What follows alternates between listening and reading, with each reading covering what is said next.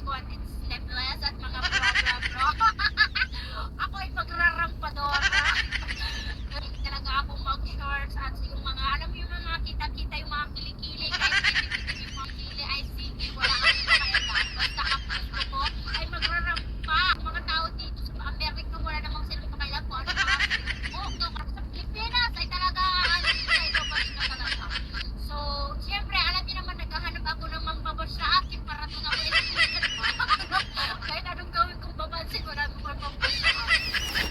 Oh my God. Siguro sa ngayon may mambash na sa akin kasi wala akong suot na bra. Yes, hindi po ako nagpabrakay. Sabi nga ni Julia Barreto, bakit ka mo naman magpabrakay? Wala naman nakakakita ng bra. Diba? So, siyempre, para makatipid na naman, bra kasi hindi ka naman lagi nalabas. Hindi ko naman ako sa loob ng trabaho. Habang lagi ang sumasama sa ating asawa pa, hindi naman ako naglalabas-labas. Naglalabas-labas lang ako kapag TikTok, kakain kami, pupunti kami ng restroom, maliligo, magla-laundry, yung ganun pa. Pero syempre, meron din akong mga bra, pero as I choose not to wear bra. Kasi, minsan na lang yun ba na nakakasigip ng tingin. Kahit sabihin natin na touches ng tingin, dati talagang hilig ko yung mag-bra na malaki kahit na maliit na yung size ng bra mo, pero ang print na bra mo is 30 size mo. Para makita na makita.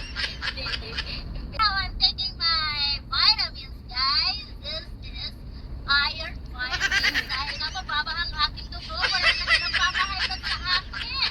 Nagpapahigh blood sa akin ng asawa ko, pero hindi naman effective. Okay, nagpapantahan ako ng dugo. Paano pag high blood ako ay talagang dahil kahit anong gawin kong pag high blood, guys, kung mababa ang aking dugo, wala din. So guys, nandito po kami, magdadalawang buwan na, hindi pa nakakauwi ng bahay. Pero talaga po, wala nga talaga magsakripisyo, guys.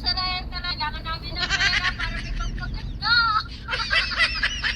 So after 1,000 hours guys, nandito na rin kami sa aming lokasyon kung saan pipikapin namin yung aming load. Kaya lang, mali yung way na napuntahan ng aking asawa. So kailangan niyang i-reverse yung truck. So kailangan ko mag-voice over dito mga kababes kasi hindi ko na malayan, hindi pala nakasaksak yung aking microphone. Ano daw? Sa kadaldalan ko guys, nakalimutan ko tuloy saksak.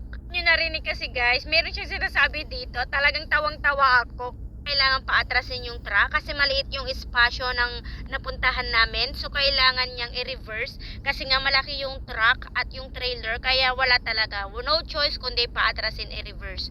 O diba? Tagalog English na yun guys. So tinanong ko nga siya guys dito kung tama na yung way namin. And then yes, sabi niya. Kasi kung hindi pa, sabi ko sa kanya, kailangan niyang baliktarin na ang kanyang underwear para hindi kami mawala. Kasi alala kasi naming dalawa nung pumunta siya sa Pilipinas ng year 2023, tapos yung pinsan ko yung nag-drive, tapos patulak-tulak kami, paikot-ikot lang yung pinupuntahan namin. Eh yung pala nawawala kami, tapos sabi ko sa inanak ko, baliktarin niya yung damit niya para makarating kami agad doon sa aming pupuntahan. Pagkabaliktad nga niya, after 3 minutes nga, nahanap nga ng aking pinsan agad yung aming lokasyon sa aming pupuntahan, diba? Effective! So yan guys, nandito na pala kami sa aming lokasyon kung saan pipikapin namin ang aming load. So ito ngayon yung aming pipikapin guys, ang recycle material. So hanggang dito na lang mga kababes. Thank you for watching. Bye-bye.